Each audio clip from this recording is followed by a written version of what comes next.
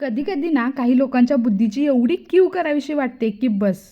तर नमस्कार मंडळी, मी अस्मिता आणि आज आम्ही पैजारवाडीवरून पन्हाळ्याला चाललो. बाळ झाल्याच्या नंतर पहिल्यांदाच आम्ही त्याला घेऊन पन्हाळ्याला चाललोय. इकडे मम्मी आमच्या तर एकदम फुल ऑन व्लॉग मोड मध्ये होती आणि आमच्या इथल्या नावली गावामध्ये नव्यानच बाजार चालू झाला. ही गोष्ट आम्हाला माहितीच नव्हती आणि आज ती गोष्ट पण कळाली. जवळच्या जवळ भाजीपाला आता एकदम बरं झाला. आम्हाला जाताना रस्त्यात अशी फुलं वगैरे फुललेली होती आणि फायनली आम्ही पन्हाळ्याला पोहोचलो. इथपर्यंत सगळं ठीक होतं आणि मला 3 दरवाजाच्या इथं जाऊन फक्त महाराजांच्या किल्ल्याच्या एका पायरीवर बाळाचं डोकं टेकवायचं होतं. व्हिडिओमध्ये तुम्हाला दिसते एवढा काही जास्त अंधार पण झालेला नव्हता आणि गर्दी पण होती. तिकडून येताना व्हिडिओमध्ये एक व्यक्ती दिसतोय. तो व्यक्ती इथं आला आणि आम्हाला बोलला की बाळाला घेऊन इथं थांबू नकोस, चांगली जागा नाहीये, लवकर बाहेर जावा. लहान बाळ होतं त्यामुळे आपण जरी नाही घाबरलो तरी आपल्या घरातली थोडीफार घाबरतातच. आम्ही तसंच तिथनं निघालो आणि नंतर मला त्या माणसाच्या बुद्धीची कीव आली. पन्हाळगड सारख्या पवित्र वास्तूबद्दल पण तुम्ही असं बोलणार का? या गोष्टीबद्दल तुमचं जेन्युइन मत काय आहे हे मला कमेंटमध्ये नक्की सांगा आणि जमलं तर फॉलो करून सपोर्ट करा. जय शिवराय आणि जय आमचा पन्हाळा.